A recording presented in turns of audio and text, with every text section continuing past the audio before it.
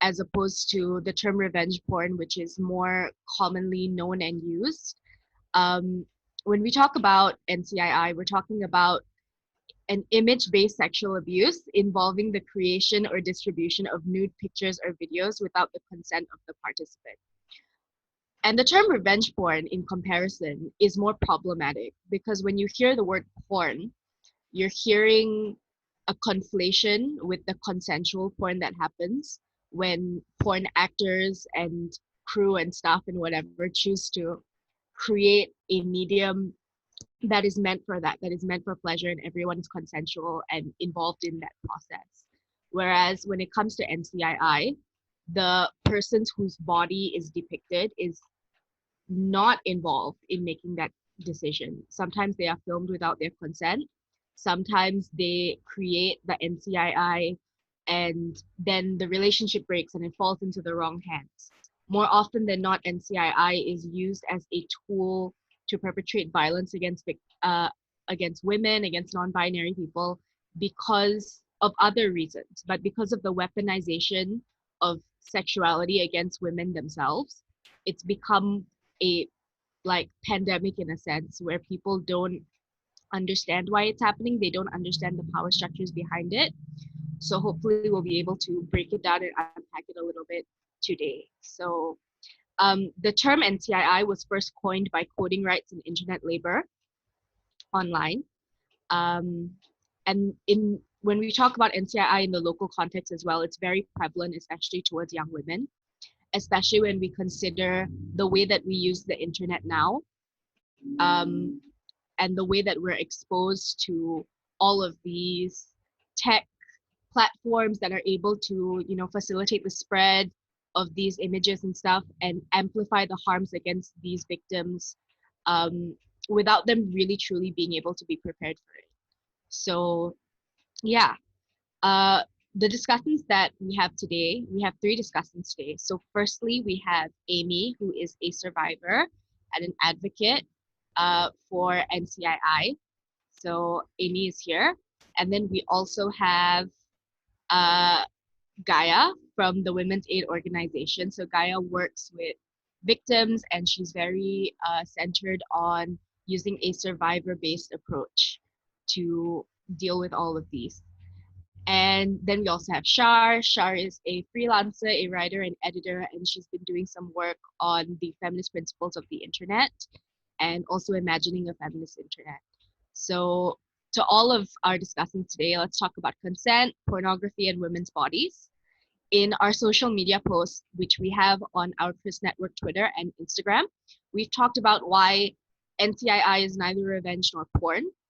It's also a very slippery slope when anything involving women's nudity is treated as obscene and pornographic content.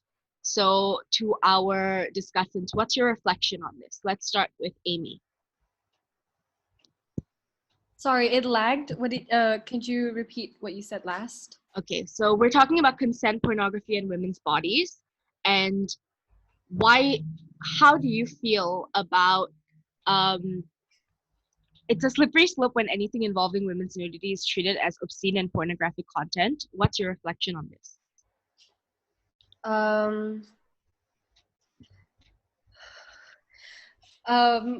Well, I'm sorry, I'm really nervous. This is my first time. No, it's fine. Don't worry about it. So sorry. Women have the freedom to express themselves, right? If a woman finds pleasure in being a sexual being or being photographed as a sexual being, that's fine. But why shouldn't we treat all nudity as not involving consent? Oh, okay. Why shouldn't we involve all nudity? Sorry. Okay. Well, I think that we can start off with saying that with women's bodies, especially, it's always depicted as a property, I guess, as this temple to be looked after. That's always been, at least in a religious household, that's how I've always been taught how a women's body should be.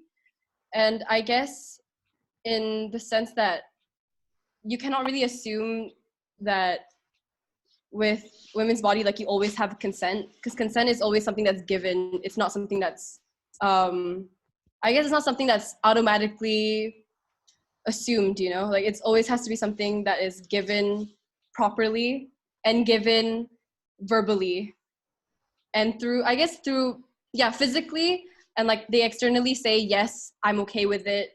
And they show with their bodies and with their words, with their tone, and with body language as well. Because consent is always, I think, it's a very slippery slope, because there's sometimes where women say yes, but then their bodies show that there's some hesitation. So I guess, like, yeah, that's my reflection. Okay. What about you, Shar?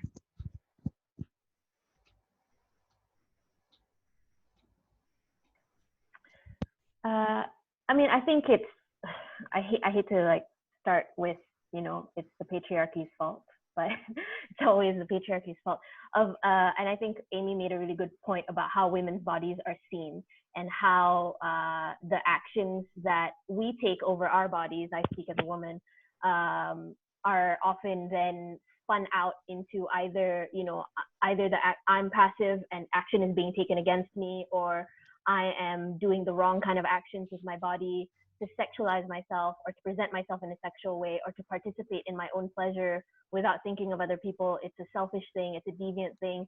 So NCII, to take intimate images of oneself, in a way, a lot of what I hear anecdotally, a lot of what I see in culture is you're almost then giving up consent just from that action alone. To take a sexual or intimate or whatever image of yourself that involves nudity, or that involves your body, being presented in a way that is unsavory to some players. In a way, a lot of the problems of NCII and it not being taken seriously is that people see that action alone, that consensual action alone, as the root of the problem. They see it as, you created this image, so you are now then asking for all the trouble that comes your way from having created the image. So in that sense, consent gets completely thrown out the window, because they think that you've consented to all the bad things that could happen from just creating an image, either for your own satisfaction, for your own pleasure, for your own exploration and play, or for the enjoyment of a consensual partner. So I think for me, like that, I think we'll speak more on that repeatedly throughout the conversation. That's so true. When it comes to our cultural understanding of consent, I don't think there's there.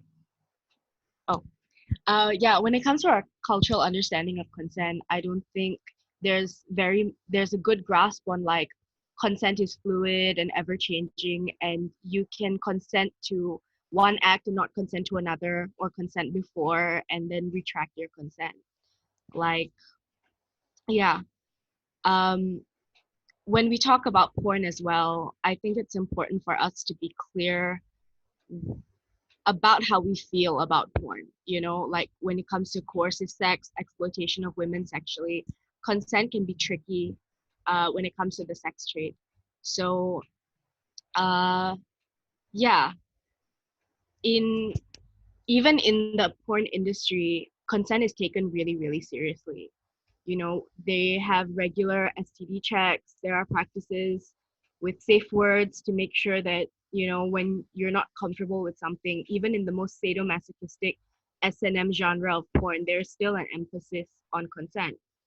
So, yeah, it's important for us to just understand that changing nature of consent, and that it's not that hard to recognize that somebody else has autonomy over their body and to respect it. So yeah, let's move on to the next talking point, which is about the moralization of legitimate and illegitimate NCII. And when we talk about this, we just mean like based on that consent discussion that we were just talking about, right? Like, because NCII can happen in a realm a lot of the times where two people are in a relationship, and at that point they trust each other, and at that point they consent to sharing these images with each other. And when it becomes a crime, or when it becomes disseminated, there is often this bifurcation and this like binary of this person was filmed against their will.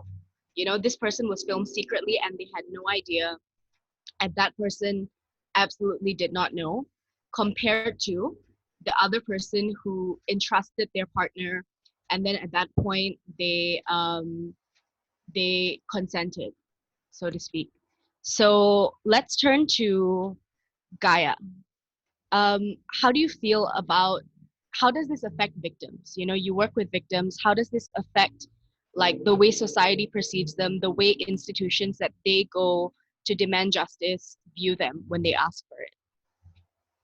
So I want to start off with saying that in Malaysia, we live in a Malaysia is a very patriarchal society, right? Yeah. So that means that, and in a patriarchal society, men have higher power positions than women. And as well as in a patriarchal thinking, women are always seen as like a property or an item. And like you mentioned before, you, Shar, and Amy mentioned that consent is fluid and that women's nudity, women's body is seen as porn. In a patriarchal society, women's body is seen as only for the male gaze.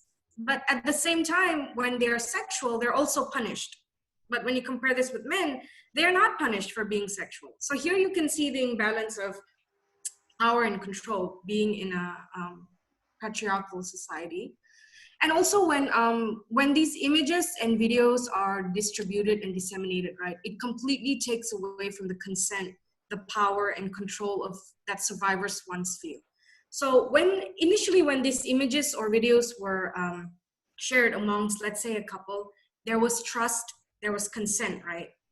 But the survivor did not consent for it to be distributed so publicly. Now it's the perpetrators that holds the power, distributing it. So obviously the survivor is extremely anguished.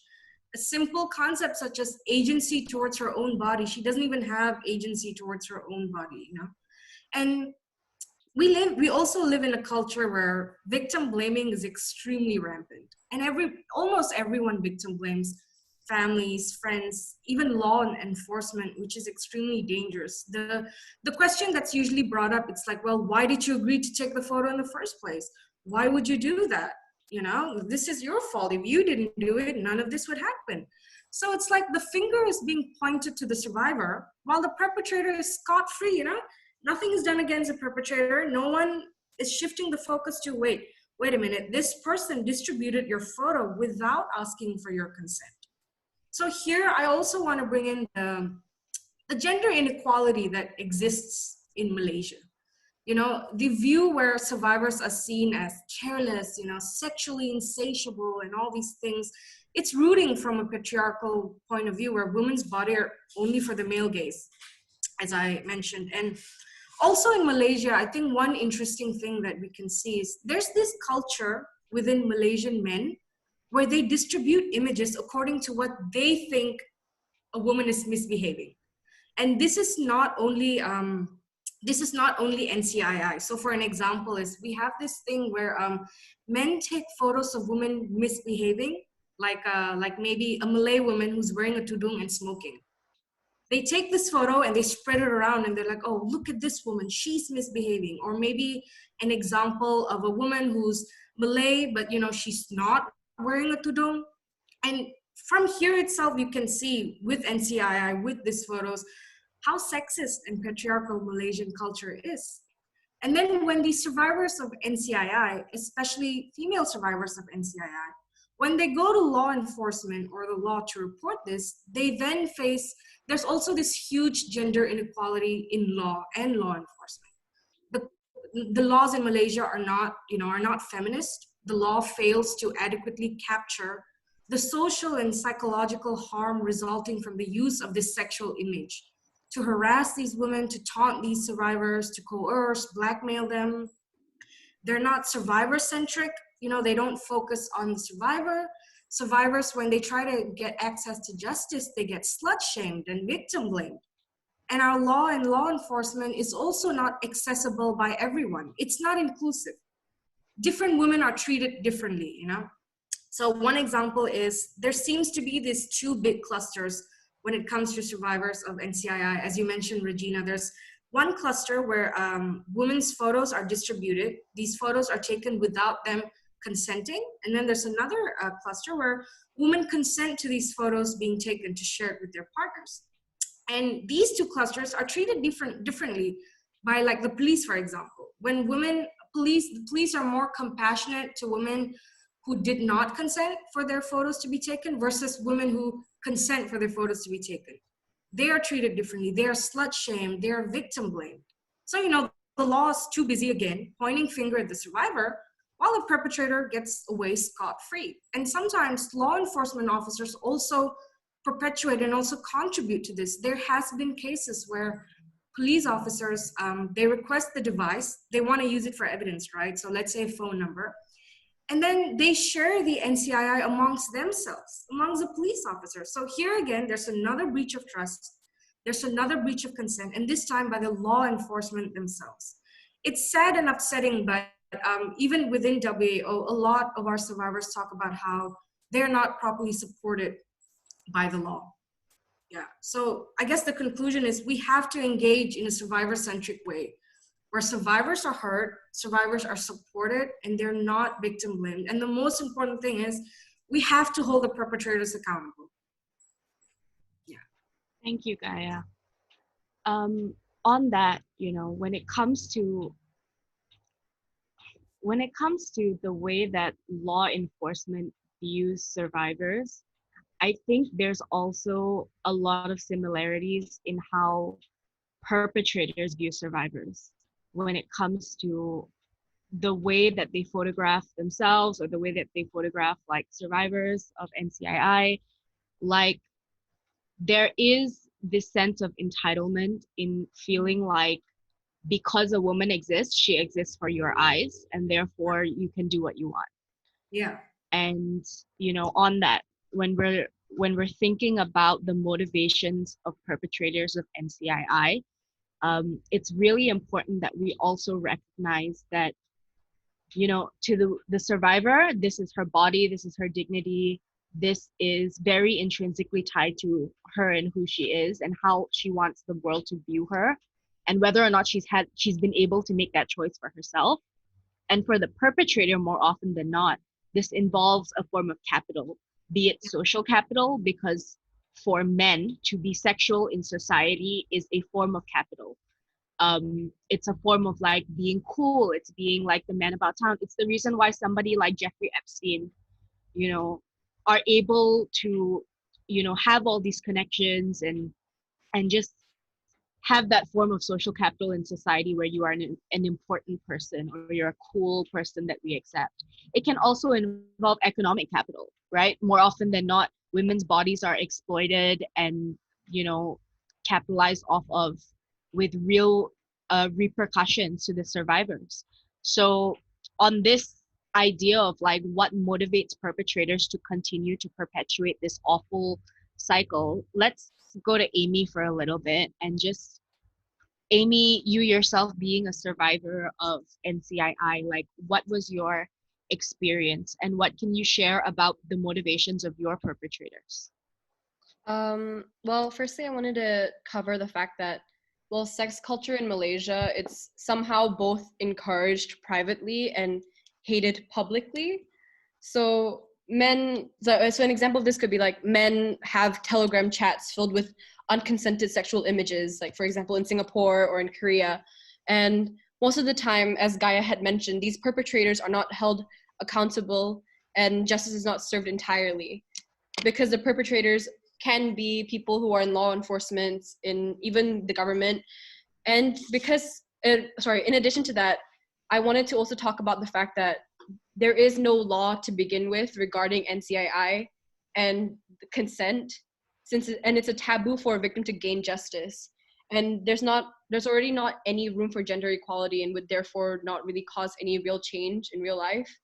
And an example of this was, like, based off of my experience, I had emailed an authoritative figure twice. So my first time emailing them regarding an incident, these men who had gained social capital, like you said, and fiscally, they were only left with a slap on the wrist punishment, and they weren't held accountable in ways that in ways that laws in more progressive countries would have handled it. Like they would be punished by going to jail, but these people were only left with suspension. So I guess like with my experience, these people, with my experience, the moralization of sex culture is just confusing. Like in some ways, women are encouraged, and in other ways, women are also taught to treat ourselves as delicate flowers. So yeah, and in the way that if we are encouraged and we do perform sexually, or if we perform not sexually, but I guess like in a more promiscuous manner, like quote unquote promiscuous manner, we would be, I guess we would be more shamed. We would be slut shamed, for example, and we would be hurt by the public. We would always be known as this, as mind my language, as sluts or whores or any other degrading words. So yeah, I guess that's in that sense, like people would feel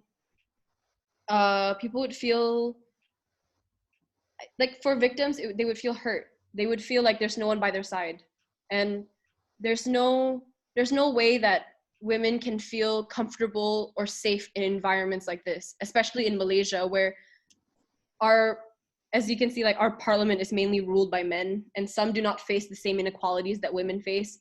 And because of this patriarchal laws, they brush off the severity of the situation, as they themselves don't fully understand the experiences and mindsets that women face.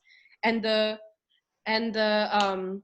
what's it called, like they just don't experience anything that women face. So yeah. Okay. Yeah, it must be very, very difficult to also like be young and be a survivor of NCII in your younger, more formative years of your life. That's still a time when you're figuring out your body and your sexuality and how you want to express that to the world. To go through such a violation of yourself and your autonomy is like, I'm so sorry if that happens to anybody. Like, um, so I think it's really important. Like, we've already talked about the culture, we've already talked about a little bit about the impact. Um, in our institutions in Malaysia, how is, and let's go to Shara on this, how is NCII treated as an offense, if it is treated as an offense? And how does this relate to the way that we see our physical reality versus the online world? Okay. I'll start with saying that I do not come from a legal background, and I do not often work with the state bodies in terms of dealing with this. So what I know is what I read, which is that NCII is not treated as a sexual offense in Malaysia. And I think I learned this from Chris, which is that when it's criminalized, it's an offense under Section 233 of the Communication and Multimedia Act for misuse of networks to distribute content that is obscene. So it's not a sexual assault case. It's not a case of violation of privacy or of integrity, but you're misusing the internet to distribute obscene content.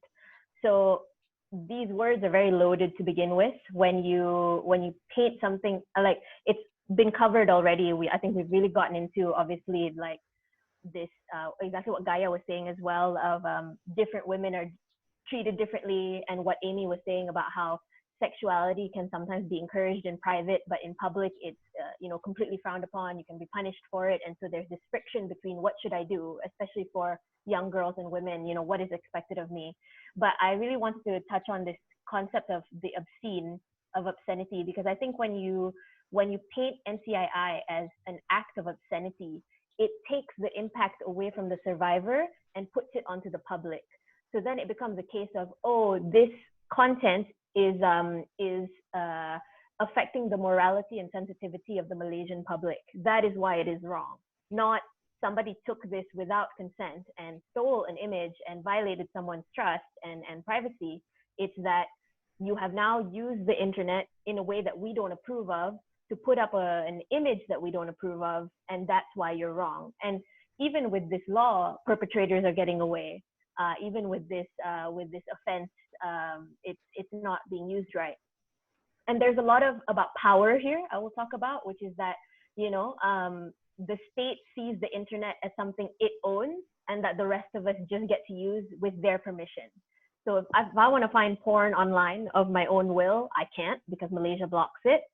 If I decide to post up a photo of myself that is maybe provocative in their eyes, they could slap me with an obscenity charge, even if I do it consensually. And if I take a photo consensually and it's stolen from me and posted somewhere, they're not going to say that was a violation of your rights. They're going to say, oh, this obscene picture has now found its way onto our internet, and we don't want it there.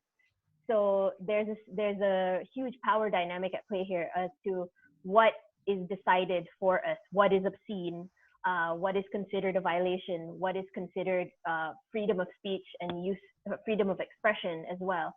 And to go back to that impact, the survivor is completely forgotten in this equation, because if you're focusing on the misuse of a network, you're sort of focusing on the perpetrator, but you're not focusing on giving reparations or justice to the survivor. And you're focusing on a shadow public, which is like a straw man argument. Has the public complained? Has the public been the one that lodges the report? It's like, oh, I saw this nude picture, it offended me, I want someone to suffer for it, And so there's a lot of interesting layers there, because there's also a denial. When lawmakers think implicitly that the wrongdoing with regards to NCII is located in the very creation of the image, where sexuality or intimacy equals obscene and bad, then they're gonna not see NCII for the issue it is, which is, as we've been talking about, a violation of integrity, consent, and autonomy. So when you might have better luck suing for copyright damages, suing for defamation charges, where you somehow have ownership over your reputation. But if I have had an intimate image stolen from me, I'm seen as the creator of an obscene image, but I'm not seen as an owner of that image, where I have the power and the right to decide what happens to it. So it's empowering, not really, but disempowering at the same time, where it's like, hey, you woman, you took this horrible, gross, obscene photo, so it's your fault, and you need to take all the punishment, but also you have no rights as to what happens to the image. You have no ownership. So it's a very interesting power dynamic, and the separation there is they don't see it as connected to your offline life. It's like if you take a photo and it goes to the internet, it's almost like there's the argument of, why couldn't you keep it private? Why couldn't you keep it in the real life of your bedroom? Why couldn't you? Why did you have to take a photo or a video? Why did you have to record it? And it's like, okay, it's barely fine that we're sexual beings, but when we have proof that we are sexual beings, it's even worse. So it denies the reality of our digitally interconnected lives. It denies the role of the internet and digital spaces and technology, the role that they play in exploration, pleasure, play, representation, queering, embodiment, and so on. So it benefits the state to prevent us from thinking of the internet and technology as pleasure tools, as tools of pleasure, because then they can keep punishing us for when we use it like that. And at the same time, they say, well, whatever you do online doesn't count offline, so we're not really going to care about it. It's very, I'm not sure if I'm being clear, but there's a lot of thoughts that I have about the intersections of offline and online realities, the way it weaves together, how we explore sexuality and sexual expression, in real life, in the flesh, as well as online, in images, etc. And really the point that I want to hit home is, where is the power in this situation? It's not just even outside of the realm, it's outside of the realm of the survivor and the perpetrator. It's also in the realm of the state and the governance of these places. Yeah. So I love that. And also the work that you've done in imagining a feminist internet, I know also includes how to take a nude safely. And what's your experience in the way that taking nudes and having that proof of our sexual expression, like, what's the power of doing that for the people who, feel empowered by doing that? And why is it so harmful that this power is not actually with them, but with the perpetrators and the institutions who perpetuate this toxic cycle? This is for Shar. Sorry. Yeah, that's a huge question. It's a big one. And I can Yeah. only speak from my personal experience because Yeah. the power is going to be so different based on, if any one of the people in this room, the power is going to be so different based on your identities, based on your life experience. My work with feminist principles of the internet has been really as an observer, a very keen nerd, and a documenter. So what I get to do is see all this amazing work other people are doing around resources, around sexuality, around promoting sexuality, and allowing the internet as a space to play as women, as non-binary people, as queer people, as non-gender conforming folks. So, like, for example, an example I can think of is, there are a lot of bodies out there that are seen as undesirable, that are seen as not conventionally attractive, that are seen as invalid for not adhering to gender norms and beauty standards. So fat bodies, disabled bodies, brown and black bodies, queer bodies, trans bodies. And so when you take ownership of how you present yourself, how you want other people to see you, how you see yourself, and you kind of root yourself in your own sexuality within these categories that other people say are not sexual, can never be sexual, you are reclaiming something for yourself, right? So if you produce an image like that for yourself, there's a reclamation there. There's a rootedness in your power. There's something declarative about doing something like that. And for other people with your body type or with your identity who share similarities in that way, to see that, it can create a lot of solidarity, and it can create a lot of confidence, which a lot of people need. And a lot of the sex that we are shown, a lot of the intimacy that we are shown is very heteronormative. It's very, safe, and it often serves the patriarchal gaze. So if I want to see the sex that I want to have, and it's not there, and I create it myself, that's kind of me taking matters into my own hands, So kink communities, BDSM, like there's fetishes, there's all these like sexual subcultures that are so rich that aren't being seen in the mainstream, that are seen as too obscene or deviant.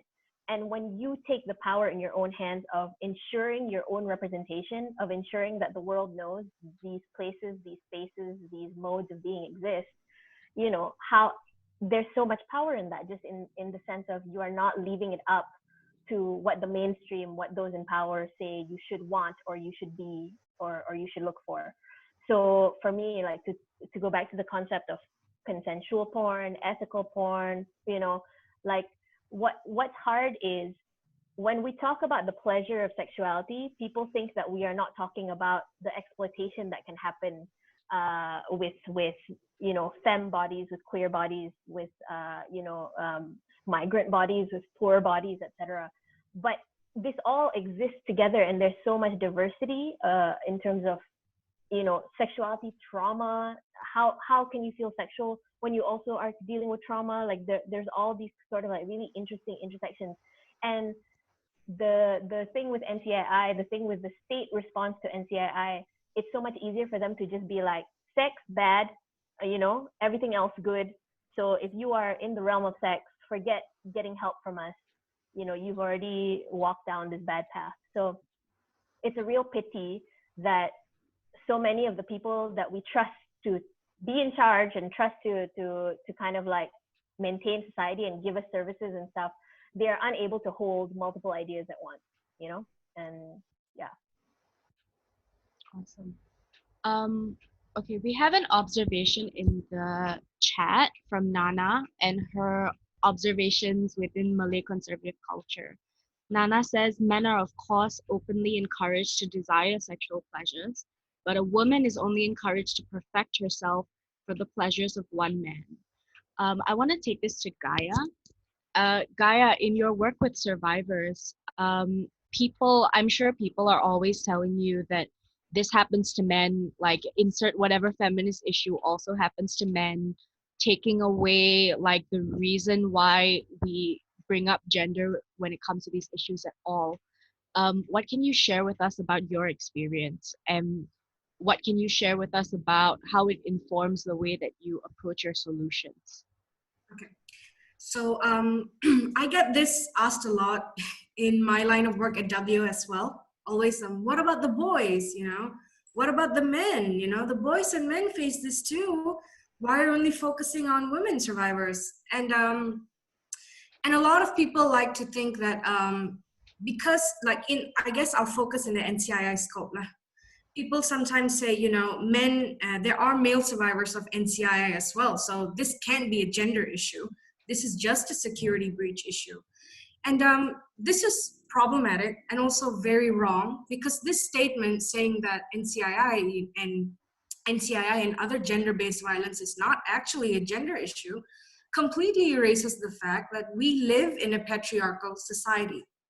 It erases the fact that there is unequal power between women and men, that men often have more power and control, are in higher positions of power and control. This is a gender issue, especially NCII, because female survivors of NCII suffer disproportionate negative consequences compared to their male counterparts. So I want to give an example here, right? I want everyone to think, how many men in politics, so how many male politicians, whether it be Malaysian politics or international politics, have been involved in their sex tape being leaked, or there's public videos of them acting promiscuous and kissing women or sex tape? There's a lot, right? There is a lot. There are so many. And the next question I want everyone to think about is, how many of these men whose videos has been leaked, whose sex tapes has been leaked, suffered negatively in their career or personal life as a consequence? How many has had their entire career and personal life destroyed because of this one single video? And the answer to that is so little to none. You know, none, until these men are hounded by people demanding the law to take action. Until then, they walk freely, like nothing happened. Sometimes they walk proudly. And compare this to female politicians who've had their entire career and personal life destroyed because of NCII, because of the stereotype and the stigma that our society has. So many all the time. Now, from this example, right, how can it not be a gender-based issue? It is a gender-based issue because society has double standards for men and women. Society has double standards on sexual expression for men and women. Women are always seen as the holders and the picture of morality in a society, right? So whenever they are sexual, and this is an interesting power dynamic as well, as Shar and Amy mentioned, there seems to be where women are encouraged to be sexual, but they're also punished for being sexual. So, hold on, yeah. So society has a double expectation, double standards for women. Women's bodies are also seen as a political playground, you know? Women's bodies, suddenly male politicians or other people get to decide, you know, what we choose to do with our body. Should we take these photos? Should be, you know, pro-choice or pro-life and all of these things. And women's bodies is not for lawmakers to debate on, you know, this is our body. It's our choice. It's our consent. And when men, however, take pictures of these obscene pictures or pornographic or promiscuous pictures, they're rewarded. As all of you mentioned before, they gain social capital. If an NCII image of a man is released, it's more like, oh, you know, he's a playboy. Oh, look at him, he's so manly, he's masculine. And the male, the survivor, well, not survivor, the person who did release this photo, who are male, there's they don't feel like, oh my God, my life is going to be destroyed, you know? They feel proud. It's suddenly they're cool, you know? Sometimes they gain higher social tire within their male group. It's grossly sexist and disgusting. And perpetrators of NCII, specifically male perpetrators of NCII, are very aware of these double standards. They're very aware of the position of women in our patriarchal society. they know and understand that these images, they carry weight, they carry the reputation of women. They know that it holds a strong possibility of ruining a woman, you know. So it's like a power play. They're aware that they have power and control over a survivor when they distribute these images. So yes, NCII is a gender-based issue, and even though male survivors of NCII exist, female survivors face, you know, unfair, imbalanced, detrimental negative effects. So this is gender-based violence. Yeah. I hope that answers. Sorry, can I just interject one Yes, thing, which is of to course. say that if you handle the NCII issue, it will benefit all genders. Like, you know, like why bother bringing up the issue of gender at all, of who is more affected, when if you deal with it as an issue, it will benefit everybody. So that's just personal pet peeve. No. So I think, yeah, but I was just mentioning that, I guess I used that point in the sense of women. Oh, no, I don't disagree with you, Gaia. I don't disagree with you. I'm just, Okay. I'm mad at people that are bringing up this concept of, yeah, that's it. Yeah. I fully agree with you. And I just wanted to add to the point of, you know, male or female or whatever gender the survivors are dealing with the issue is and providing more avenues for justice and reparations is the focus. Exactly. So, right, it benefits everyone. So we have to invest in this. Yeah, we're tackling the unfair patriarchal system that enslaves both women and men. I'm sure there are many, many men out there who have a complex relationship with their own sexuality, who don't appreciate being sexualized in this way, in this sort of like aggressive way as well. So when it comes to that, maybe Amy, can you share with us a little bit about in your situation or in the situation of your friends as well, do you think that the perpetrator in your case wanted to inflict revenge upon you? Do you think that they thought about you, that they factored you that much into their decisions, that it was a form of revenge, or do you think other factors were at play too? Well, in my situation, I don't believe that revenge was a key factor in distributing the nudes of my fellow peers, but I think that it's more social capital and fiscal. There was that aspect of gaining or moving up the social ladder, you know, because like Gaia had mentioned, that men, they walk around proudly if they get like certain nudes from women, if they get intimate images from women, they always walk around proudly that they got this, especially without consent. They'll believe that because they have the image, they own that image now. And yes, in my experience, I don't think that revenge was a huge factor or a huge aspect at all. I just think that men, pride and egos play a huge aspect more than anything else. Yeah. Because sorry if I may add,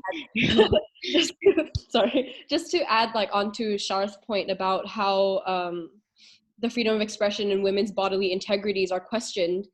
Women, they don't really have a supportive or trusted authoritative figure, because now especially in Malaysia, there's a huge anti-sex culture that's happening. There's women that are being sexualized beyond belief. There's women that are being catcalled in the streets like it's nothing.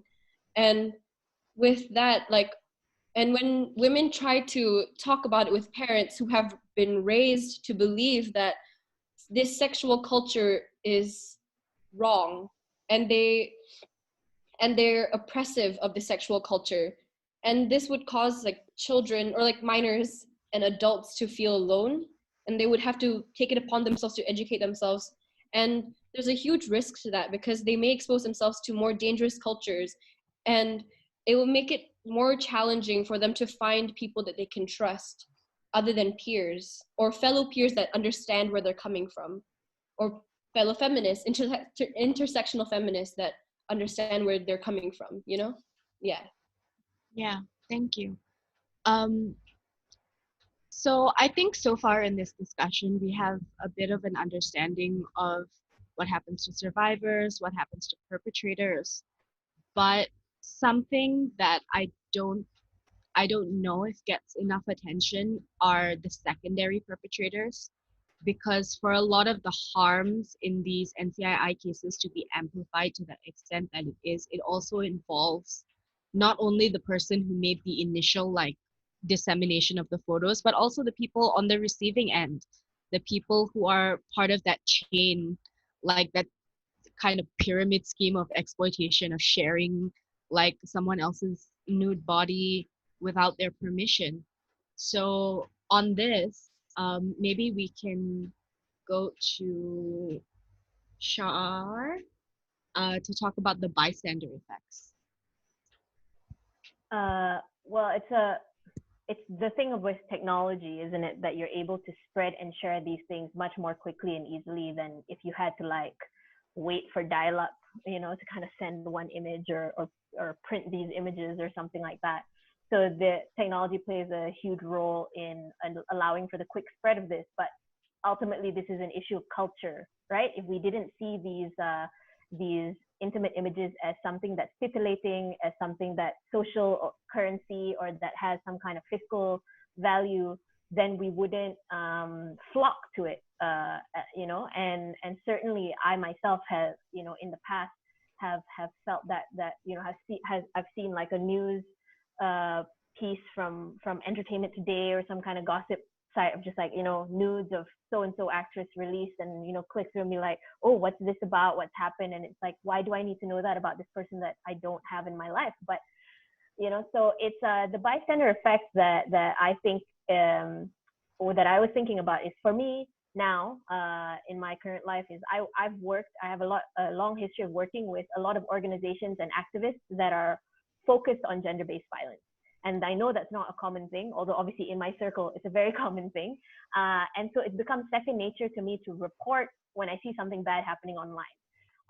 And I'll go and ask my friends to report the same, to see an instance of NCII as an emergency that needs a response, and a collective response that requires all of us to go in and tell the platform this needs to be taken down. Now, I'm seeing a lot more younger people do this, which is very heartening, but I will say that it's not become like a mainstream action, and a lot of people don't want to engage in reporting or in the content, maybe because they also think it's obscene. Maybe they also have internalized thoughts about the misogyny against women being sexual, or this is porn. I don't want, I'm a respectable person, I don't want to have anything to do with this. And sometimes if you don't like or personally know the survivors of NCII, especially if it's a stranger's photo or news of a stranger's photo coming onto your feed, you think, well, someone else will handle it, it's none of my business. But because of the failures of our culture outside, offline, we have to work harder to develop a culture of a community of care for each other. Like, it doesn't matter if I don't know this girl whose image is being non-consensually disseminated, but I know the impacts of this. So all I need to care is the fact that this is wrong. I believe it is wrong. And I believe it is the responsibility of the community using the platform on which it's hosted, the image or the video, and the platform that hosts it, to take it down, to protect this person's privacy and confidentiality. Because oftentimes it's like stopping a fire. You need to act very quickly before it spreads beyond the known borders of the survivor and perpetrator. And there's, I think, also a distancing of you either blame the technology entirely, or you depend too much on the technology. So you're like, like it doesn't need me to personally make an effort in my life to report something like this. Facebook or Twitter or whatever will find out eventually and take care of it. But as anybody that works with gender-based violence knows, anybody that works with online harassment knows, it's super hard to get stuff taken down. And it's partially because they have a lot of cases, very little training, very little capacity on their end. They don't really, I'll speak more about this later perhaps, but they don't invest in dealing with this as an issue, because ultimately it doesn't really affect their bottom line. So a group of people get hurt by having their nudes or their intimate images leaked online. Does that affect their stock? Not really. So there's a distancing that we can have, like, oh, it's not happening to me. I don't know anything about this person. Maybe they deserve to have their intimate images spread around. There's moralizing and stuff, and I think it allows us to say this is not our problem, or I have no responsibility here. There's also, I think, something that we take for granted now in 2020, which is the archival nature of the internet, and how it creates an expectation that the internet is supposed to be a record of everything you've ever done, that you should be able to go back 10 years into your past and find something from that time, instead of things naturally being forgotten or erased. There's this lack of ownership as well of images that are shared online. Like if I share, and we see this all the time with people stealing art and plagiarizing work, you know, if I put it up online, some people think that's fair game. It no longer belongs to me. I can take it and use it for myself. And so that exacerbates how disempowering NCII can be, because those images that you took are stolen from you. And I like how some parts of the internet can be an archive. I think that's wonderful, but I also don't think it should be a permanent record of everything ever. There have been cases previously of civilians suing Google as a search engine to remove search results related to them and a traumatic event in their life, or an event or search result that violates their privacy or confidentiality. Legally, the concept, the cases, the execution of this abstract concept of the right to be forgotten that's come up in those lawsuits, it's a very complicated thing. I don't have the personal legal knowledge to talk about that, but I've always been very struck by that phrase, the right to be forgotten. You know, with NCII, if I took an intimate image of myself when I was 18, for example, 21, let's say, and now I'm 32, you know, I don't want that online forever. Maybe I never wanted it online at all, but if people are looking me up now and they find that, it's a continuing violation, you know, and that comes from the technology being what it is, but it also comes from our expectations of that technology. We expect that we are able to find receipts for people, that we can kind of dig up dirt on people, that people cannot have second chances, or that people cannot be allowed to have some parts of their history removed from public record because it's a private matter. And so there are spaces and platforms online that are built specifically to exploit that staying power, you know. And I think there's a lot that we can think about on a personal level about how we participate very actively or not actively participate in consent online, in terms of sharing work, in terms of crediting people, in terms of acknowledging ownership of work. And I can talk about this more later, but yeah, that's kind of what I think about like the role of technology in spreading NCII, and also how that's always underpinned by the culture that we have. Yeah, that sounds extremely isolating if you were to go through NCII, knowing that the platforms don't necessarily have the training and the tools to be able to deal with your situation. Also to know that like society around you might not be so accepting of, you know, what has happened to you that you didn't have control over because it wasn't consensual. So I think it's interesting as well, because at Chris Network, when we document some of these cases, overwhelmingly we find that the survivors did not feel it was safe to talk to a parent or a teacher, just because they're riddled with so much shame and guilt that they don't really know who to turn to. And if they turn to someone, is that going to amplify the shame and guilt that they feel already? So like it's very, very challenging to talk about. And let's go to Gaia. What can we do as a society to overcome this? And how can we adopt a survivor-centric approach to finding solutions for situations like these? Okay, so I'll talk a bit on what is a survivor-centric approach. So, and when we know the key points of what makes it a survivor-centric approach, I believe that everybody can use this: societies, family, law, institution. So, to summarize the, to define the main point, a survivor-centered approach means practicing of the prioritization of rights, needs, and wishes of the survivor. So it's a very human rights based approach. When you design laws, when you design maybe gender sensitivity training, you have to always make sure that the survivor's rights and the survivor's needs are the first and foremost. So an example is, this is what we practice in WAO, in Women's Aid Organization, our advocacy department or our capacity building department. We learn from the lived realities of survivors. And from there, we design a survivor-centric approach to maybe conduct training or write up policy laws. So now I'll talk about a few key points. So the first key point is, a survivor has to be treated with dignity and respect instead of being exposed to victim blaming attitudes. So I guess an example of this is, going to the survivor of NCII and asking, why did you even send these photos? Why did you even do these photos? We have to remember that the survivor here is not at fault. They did not commit the crime. They did not consent to their images being shared. The person here at fault is the perpetrator who breached the trust of the survivor and breached her consent or his consent.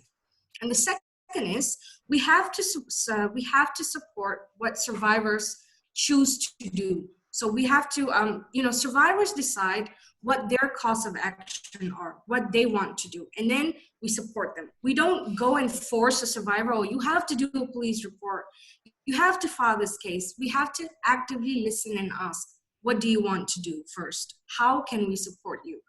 Do they want to proceed with legal action?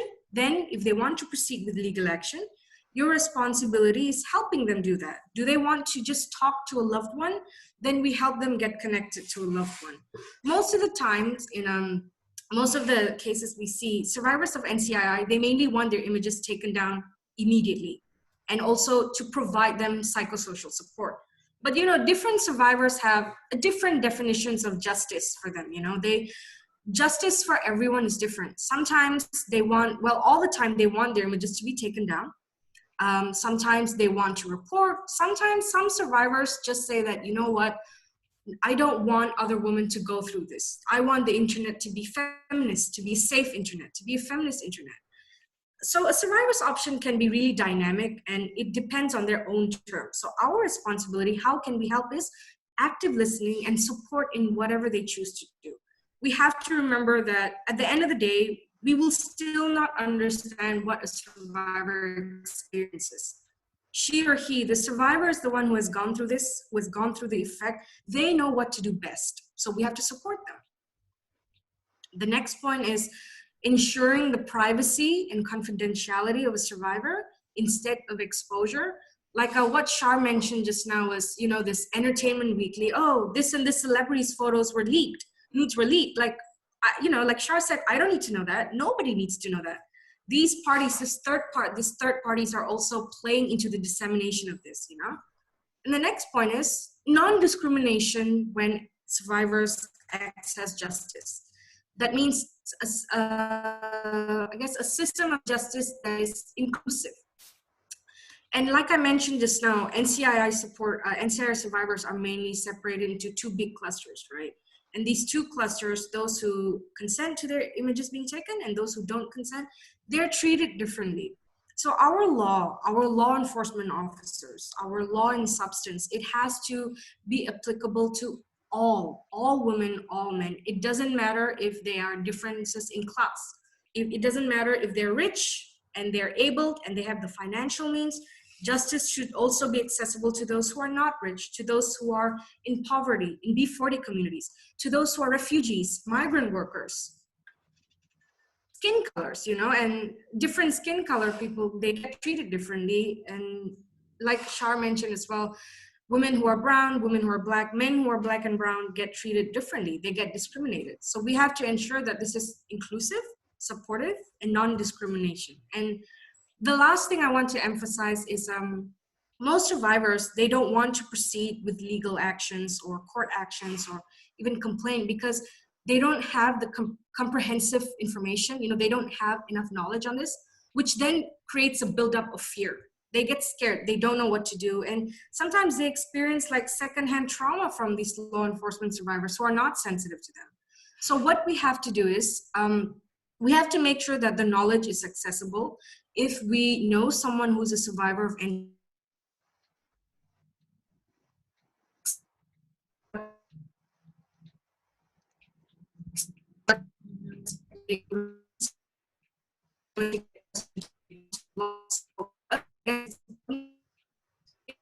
Hello? Maya? You're frozen.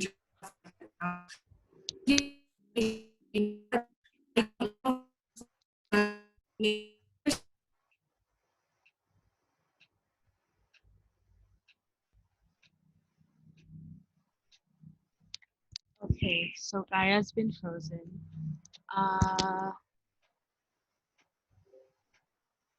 Yeah, her connection is lagging.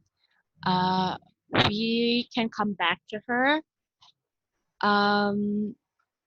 So Gaia was talking about the survivor-based approach, and I think it's important to, and on the action taken by survivors.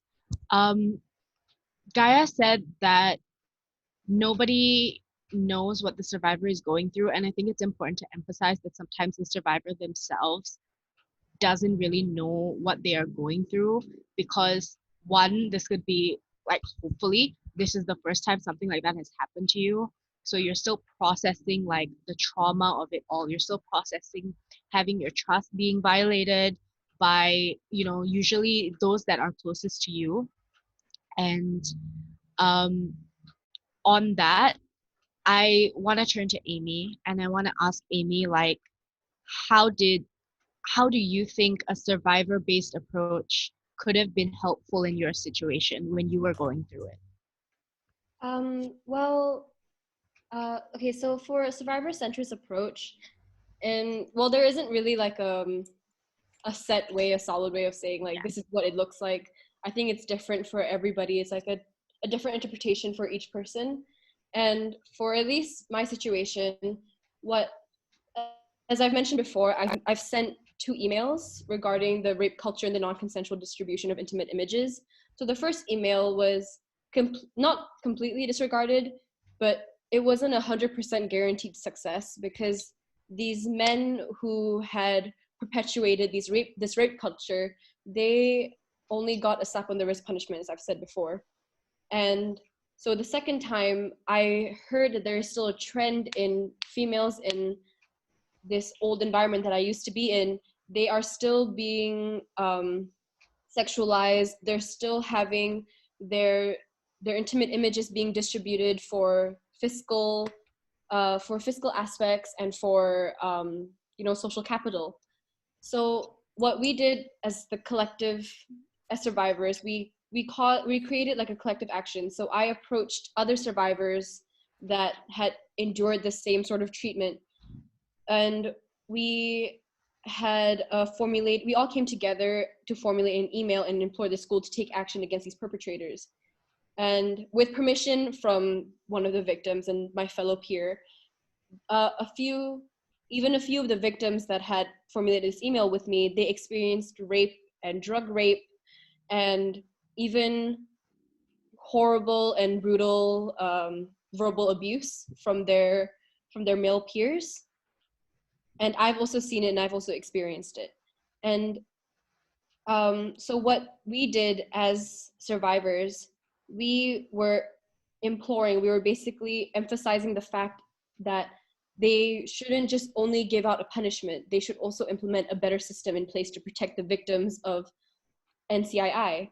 So we were talking about how there needs to be a stress on the need for a holistic approach, and how it's not enough to just start the conversation and introduce sex education in schools, which only show 1 or 2 videos and call it a day, as this is just a bad aid solution.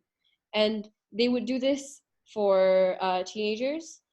And the ideas of consent, respect, sensitization, etc., need to be translated more into behavioral changes. And there needs to be a constant reaffirmation and normalization of consensual and appropriate behavior within and outside the school. And my fellow peers failed to understand that the meaning of rape or assault, i.e. the severity of what happened to them, were as a result due to the lack of sensitization in the school about such topics. In the past, these people were simply just shown a 10-minute video discussing consent through a metaphor of tea, like the drink tea.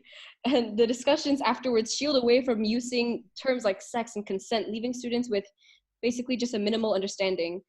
In fact, we barely even remembered the extent of the discussions because we would only talk about it once or maybe even twice. And with little effort, one can find various age-appropriate models for this developed by many NGOs. And further, it is vital for educational institutions to hold the perpetrators accountable and give the victims the support they need. And we kept emphasizing how this needs to be implemented within the school laws and the school's rules, basically. And this support can be achieved through creating a safe environment where there is a greater trust between the students and an authoritative figure, as well as like teachers. And speaking from experience, students today don't really feel safe going to a counselor's office, and they always feel invalidated and feared for being ostracized as a result of victim blaming or gossip. And they're always shrunk to just becoming like an object, or a sexual object rather. And it's very well known that the school or the environment that I used to be in tends to hide from investigation and doling out punishments which match the severity of one's misconduct. And this only encourages students, or male students, to continue such acts. For example, my perpetrator and the person responsible for my experience continued his child pornography ring after even receiving just a mere 4-day suspension, or when another male student raped 3 girls who we personally know. And it's evidence that there was, and we implored them to look into the fact that there are female students that are unsafe in a school environment where they are meant to feel safe. They're meant to feel like they are heard and listened to and seen, but there isn't. And it's evident that there's a need for the school to make greater efforts towards investigating these issues, which are not limited to what I've just mentioned, and treat future cases in the same manner. And we all know that although these students need to be confronted, they need to not disappoint the women of the school again. And we also implore that they need to keep us anonymous and still keep us safe as people who have just called out the students. They need to enforce mechanisms and increase accountability of teachers and ensuring the safety of minors in the school. And that's basically what we did. Thank you so much for speaking to that, Amy. That really sounds like something nobody should ever have to go through. Yeah. So on that, Gaia was frozen a little bit earlier, so let's just give her a chance to wrap up what she was saying. What do you think, Gaia, especially after, all the work that you do at WAAO and being, accustomed to this? So sorry I disconnected. So I do still agree that everything that when we handle survivors, when we talk to, when we train community or frontliners, we have to practice survivor-centric approach. So just to wrap up what I mentioned, survivors should be treated with dignity and respect. They shouldn't be victim blamed. They shouldn't be slut shamed. Survivors, we have to support what the survivors choose to do. So supporting and standing beside them with their actions. We have to also ensure privacy and confidentiality, like what Amy mentioned just now, making sure that survivors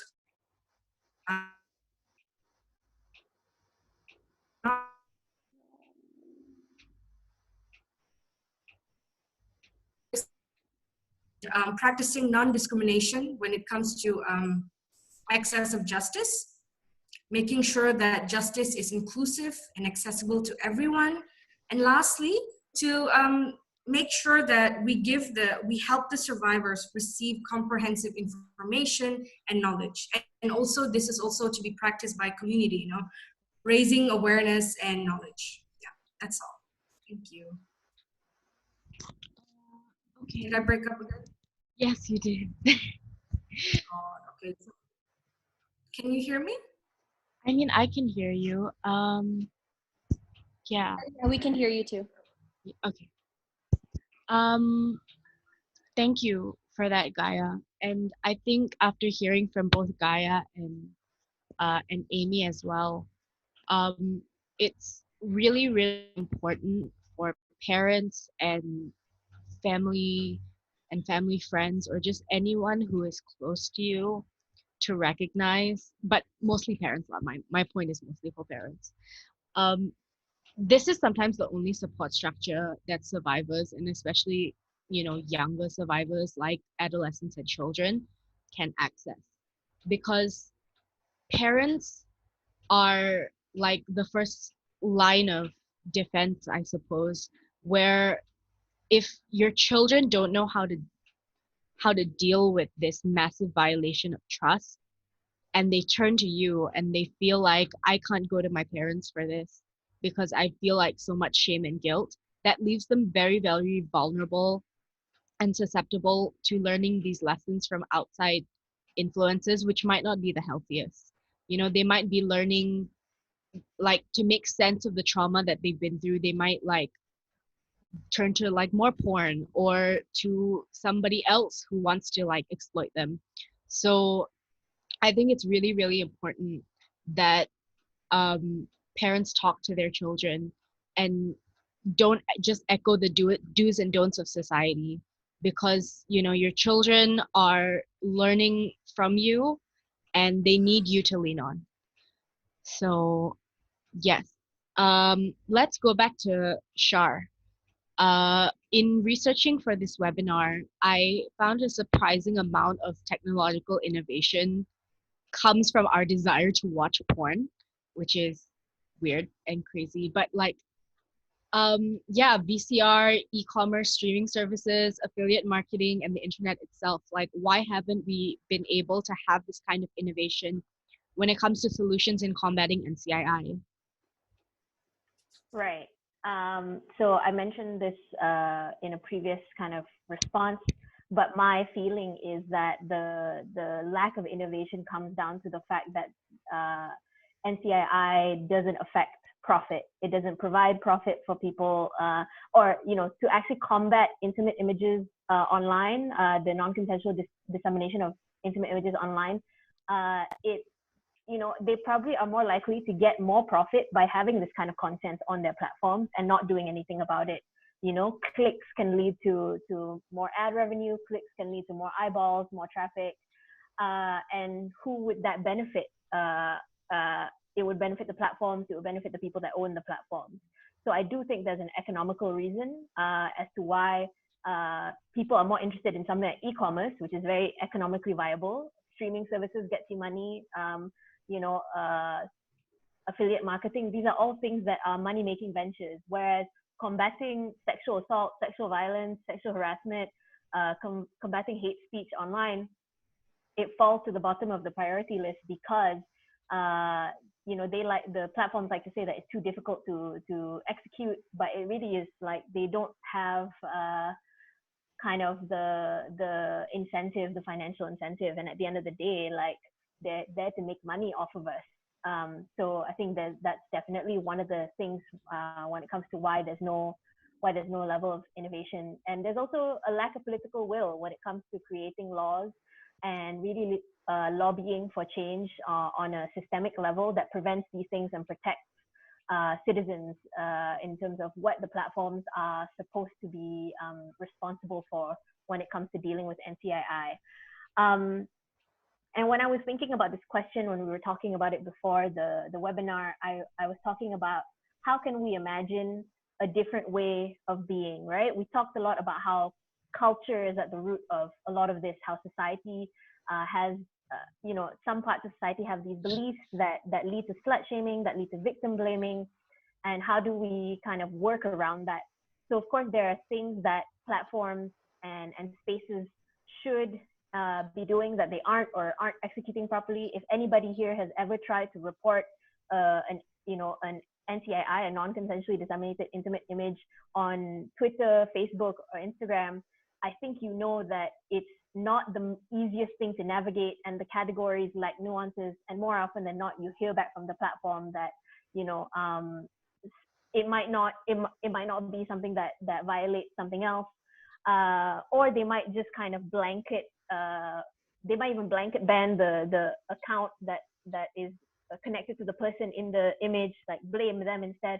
So it's a very tricky situation. You never know what you're going to get out of it, and you certainly don't know if you're going to get justice or some kind of reparation for the survivor. So those mechanisms are already a bit wonky, and we have to think about technology design and how it's affected by culture. Who are the designers and users of this platform? What is the culture that is in their organization and their company? What kind of knowledge are they supposed to have with relation to conflict mediation, with relation to trauma handling? You know, a lot of staff at technology platforms, they are actually frontliners or first responders, sorry, when it comes to NCII, when it comes to incidences of trauma that users face online. And Serene was talking about how, you know, when it comes to something very severe and a little bit less gray area, like child pornography, we can all agree is wrong, and it's with children. There's no question of consent. They can't consent to these things, and it's an exploitation and a violation of their rights, and it's violent. And so, you know, the platforms work with the state, work with the police, work with various departments to take things down. They work with each other to kind of figure out, where's this file from? How can we get it off the internet entirely? So the systems are kind of in place to then be applied to something like NCII, but they don't do that, you know? So if there was a technological revolution tomorrow where all the tools are in place, we would still need the cultural change to combat NCII. And so then I was thinking more about, then how can we as individuals, like I don't want us all to feel like, oh, you know, Facebook sucks and there's huge company worth billions of dollars. How can anything change? So I'd want to, you know, provide some thoughts that I have that people can do in their own lives that can maybe, at the very least, engage with this question of how do I participate in consent in my life? And then how am I a person that actively fights against NCII? And I was thinking about in my own life, you know, there's been, in my social circles, we've created different spaces that are based on mutuality and trust to share intimate images with each other purely for affirmation. It's not often sexual, it's often amongst friends. Sometimes it's people of the same gender, or maybe people who share, you know, similar sexual orientations. And we just want to be like, hey, I thought I looked hot today, you know, I'm going to send something to you guys, someone send something back. And that's built off of communication. You know, it's opt-in. Nobody's in there that doesn't want to be in there. Everyone understands the rules of the space, which is that nothing leaves the space. Everyone deletes, you know, sensitive materials from their phones. Everyone's careful on the platform. You know, we share tips with each other about how to protect your identity in these images. You know, we call out each other, be like, hey, be careful, like crop this, maybe don't have your face in it. You know, or just be like, oh, you look really good. I hope the person you're sending this to also thinks you look really good. And there's a sense of pleasure, and there's a sense of safety, and there's a sense of everyone protecting each other.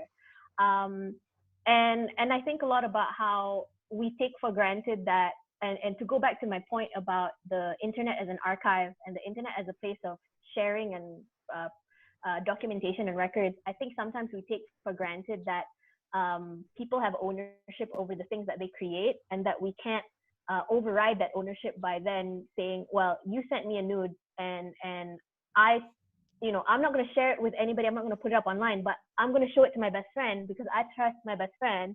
I'm not sending it to my best friend, but I'm just showing her on my phone. But that's a violation of that person's privacy. You didn't ask them if you could share that nude with someone else, you know? And we might think, oh, I'm just doing that because I'm like really into this person I'm sleeping with or that I'm seeing, and I want to share that with a person I trust.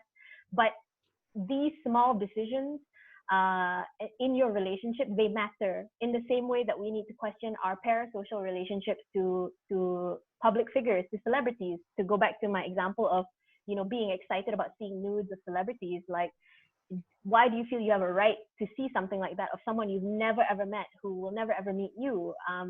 why do you feel that there's an entitlement? Sometimes some people say it's like, well, they've chosen to be a public figure, so anything they have that's private is public property, which is patently untrue. So there are these things that are kind of internalized within us that, you know, even for me, like sometimes I didn't think I had this belief. I thought, you know, I'm a person that respects consent. But there have been times where I've shared even just like screen capping messages of people, you know, in your chat and sharing it with other people, the privacy of that, and yeah, how do you deal with those things within your own life? Then it kind of helps inform you as to dealing with NCII happening to other people. And, you know, hopefully this never happens, but should it ever happen to you, there's this kind of built-in principles, you know, that can actually help you maybe negotiate these things. Another example that I can think of is being in a relationship with someone and being very frank if the relationship ends, you know, what will happen to the intimate images we shared with each other? Can we sit together and deal with that? Can we, you know, agree that we are both going to delete it? You know, if you guys are on good terms and there's trust, maybe you don't need to do it next to each other, but to actually speak about these things. Because I think people can think it's a bit awkward, and people don't think to ask like, hey, are you okay if we start sending nudes to each other? Because then it's like, that's not sexy. I just want to surprise someone. But the more we are open and the more that we are transparent with these things, I think it helps on a larger level as well.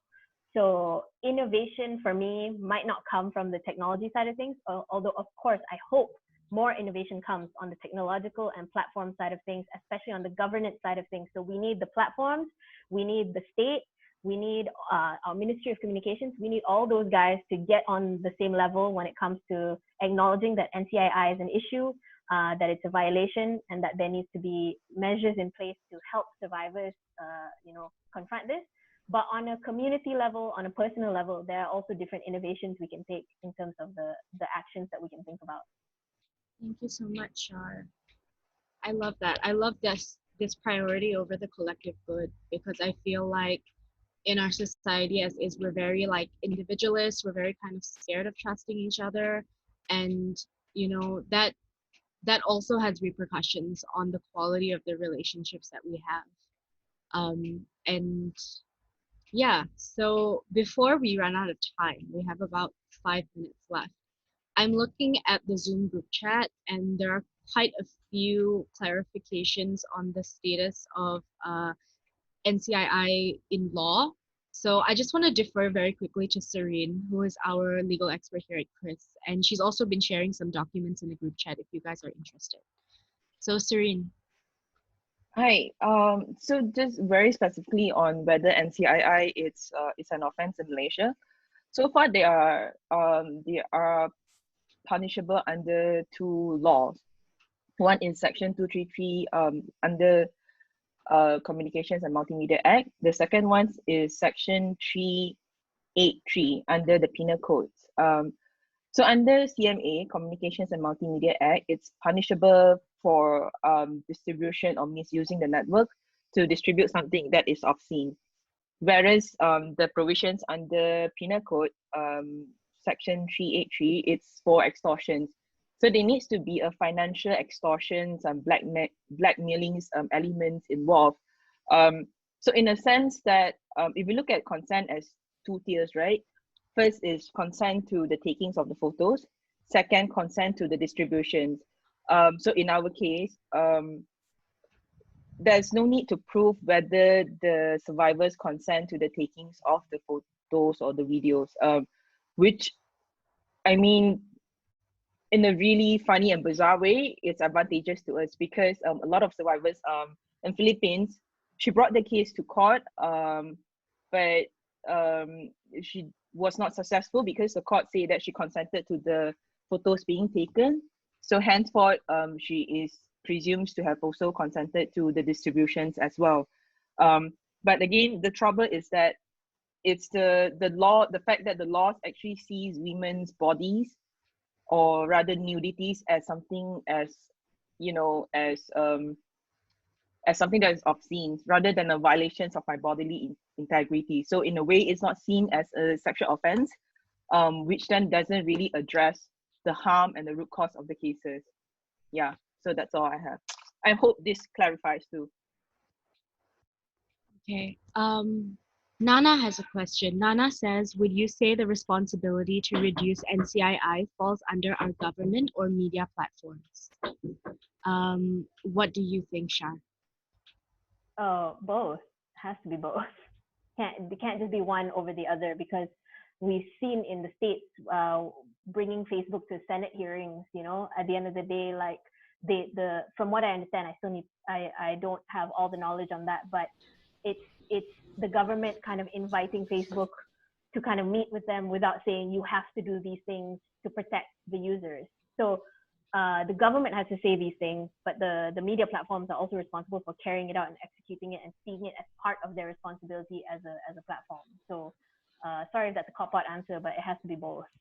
Um, yeah, and Lainey has another very interesting question that I don't know how to answer, but apologies if this has been covered. Where do deepfake videos fit under the act if they make use of a real person's face? oh, fit under the act. Okay, it's a legal question, so it's Serene. Serene has to Serene. answer it. Yeah, I was trying to type.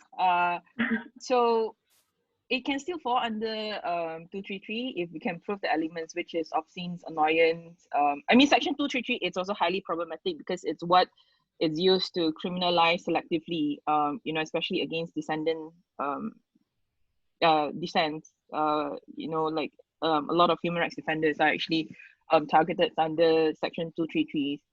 It can also fall under section 383. The provision reads that whoever intentionally puts any person in fear of any injury to that person or to any other, and thereby dishonestly induce the person so put in fear to deliver to any persons any properties or valuable securities and blah blah blah. So whenever there's extortions, there's no requirements to prove that whether this is this is actually your photos, as long as the prosecutors can prove that that you are put in serious fear because of that act of extortion. Yeah. Lastly, the penal code is also super harmful to sex workers. And yeah, I think that goes back to something Shar said earlier as well. Like overhauling the way that we look at this issue is also to protect, the sex workers who consensually do this, who are consensually in this line of work as well. But yeah, Serene, do you have any reflections on that? Yeah, I think the fact that consent is not a requirement, it's by default that women's, like anything with women's nudities can be an offense. It's also highly problematic. So I think there's a need of change. I mean, to change. Sure, there's a need for a change in our cultures and mindset. Yeah, definitely. Yeah, agree. Can I respond to a question earlier up in the chat? Yes. So this is from Sappos, who said, usually the greater concern, rather than for the victim or survivor of NCII, is the concern for the future of this young boy, the perpetrator. How can we culturally address this? Which I think is a very interesting question, considering we see that all the time in all sorts of cases, rape cases. What about the future of this young rapist, etc. And I would love to hear from either Amy or Serene or Gina, or if I don't know if Gaia's still on the call. But for me, I'm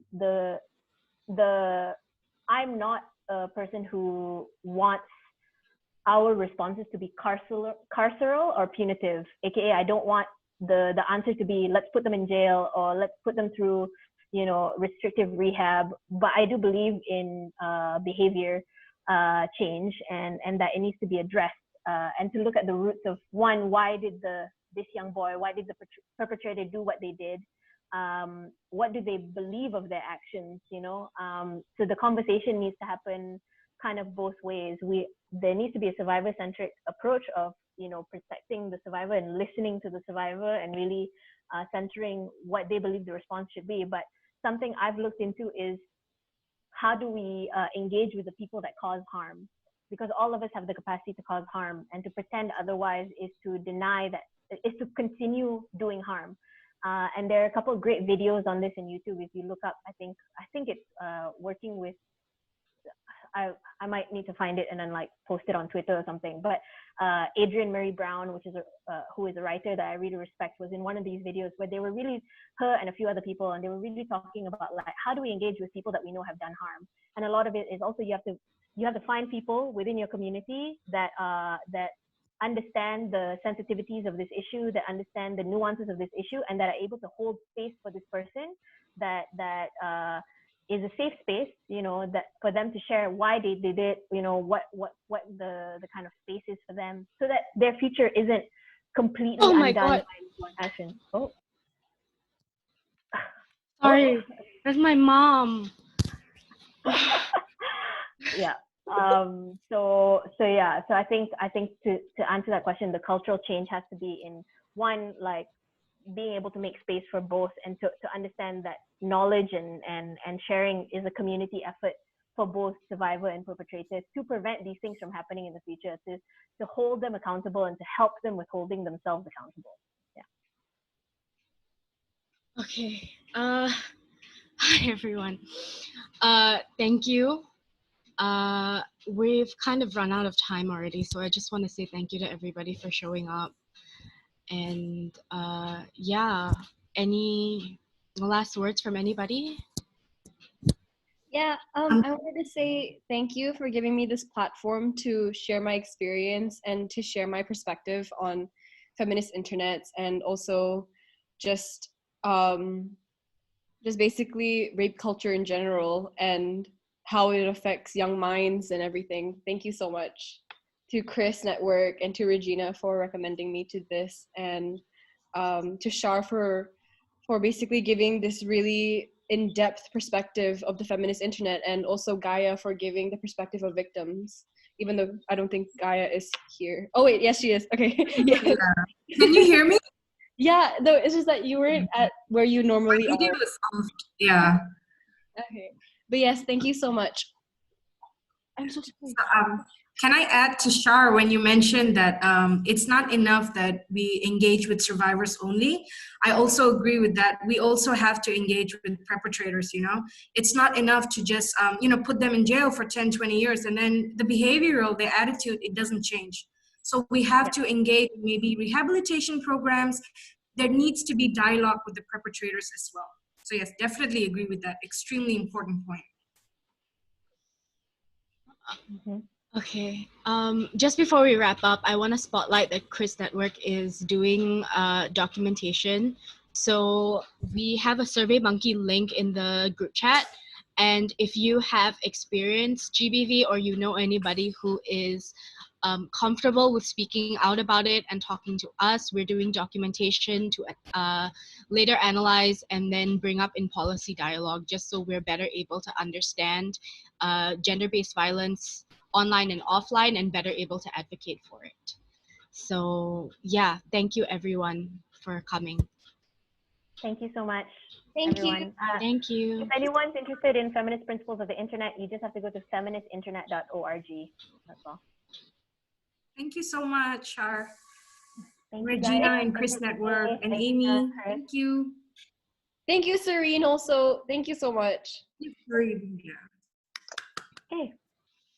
All right. Bye. Have a good Saturday, everyone. Good rest of your Saturday. Whew.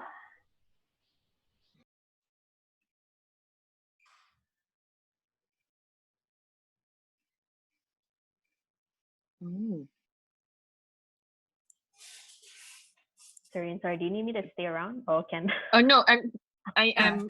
Please stay Sorry, I'm around. just like exploring the features on Zoom so I can actually Oh, okay. All right. conversations. I'll talk to you later then. Bye. I'll talk to you later. Bye. Bye-bye. Thanks, Serene.